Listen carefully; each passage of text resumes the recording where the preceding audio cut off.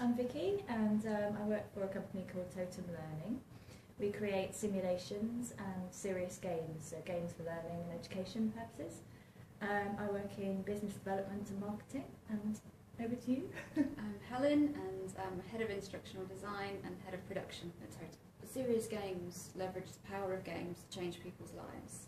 Essentially what we do is use the motivational mechanics from the commercial games industry and apply that to training and development to try and bring training and content to life, make it more exciting, more interesting, and make the learning more sticky for the end user.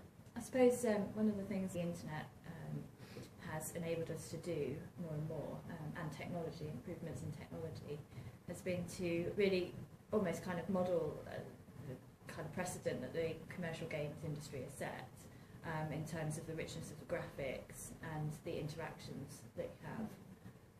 So we're able to, as Helen said, leverage a lot of those to create kind of real sort of emotional experiences when you're involved in our games. And it's that kind of bringing in of emotions into the gaming experience that helps you to learn and remember what you've learned through playing it. Because a lot of what we do, we try to, or we're moving into the space now where we can create very realistic avatars with very realistic body language. And of course that requires bandwidth to be able to stream down to the end user's machine. So that's where we're moving now into our next phase. First of all, you have the novelty factor of it being something different beyond traditional classroom training or e-learning. And then because you use some of these motivation factors like points and achievements and the storyline as well, that's very important. People want to play them and they want to go through them several times and explore different options.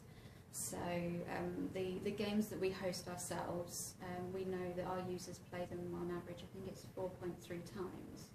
So rather than, when we're looking at traditional training, we're looking at completion rates, so 89% completed the course. For us it's about replayability, of how often do people visit the training, how often do they come back, and how many of the different routes do they explore. I think one of the things about using games for learning specifically is that you are actually basically learning through failing as well. So it's like with any kind of computer game that you play, part of the enjoyment is in the frustration. You know, it's trying to get Lara Croft over that rock or whatever it is, and you just keep playing and playing until you work out what it is that makes it successful. So, so that's kind of what we use a lot as well, you know, as a mechanic in our games, obviously. It's really important to highlight the consequences of making mistakes. Yeah. So you don't take them back into the real world because you make them in the virtual world. That's it. So it's not telling people like this is how it's done. It's letting them work it out for themselves and find it out for themselves. So it puts the ownership much more in the player or the learner. The areas that Totem Learning specialise in are the education and the corporate sectors, and we mainly focus on soft skills development. You know, and if you're talking about leadership skills and things like that, you don't want somebody to just go out there and lead a team and just practice on their real employees. You know, it's much better if they practice in this safe to fail environment, as we say. And we're able to do that with avatars, you know, with the whole role play sort of simulations that we're able to create.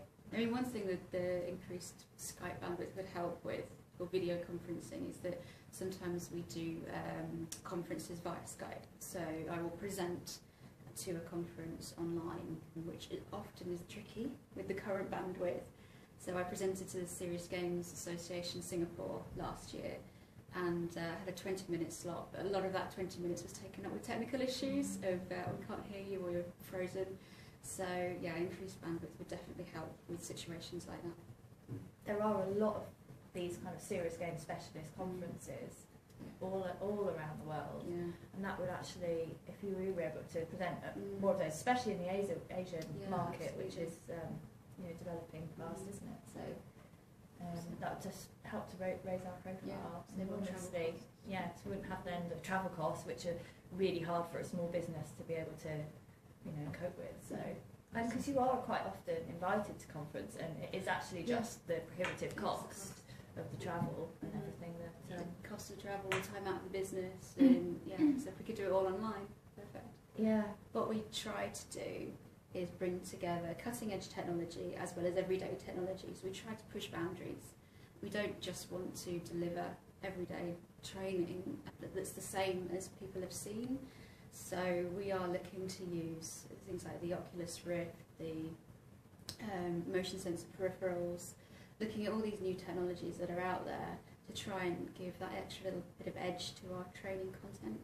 We tend to do most of our work for global corporates. We work in a wide variety of sectors, from accountancy to defence to energy. So, as Vicky said, it was very much our focus is on corporate training and on the soft skills side. And what we find is that a lot of the business problems are the same across the industries. So we can leverage our knowledge and skills and technology into those industries. We use a lot of online systems to work with our clients.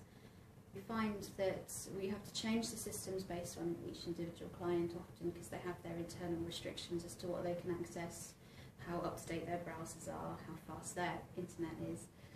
But yeah, often we do a lot of file transfers because the games that we produce are quite sizable, so we need to be able to upload them quickly to our FTP and then give the client access to those.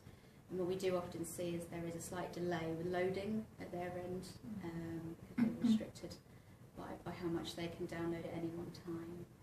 But we are moving more into kind of an internet-based cloud data storage format.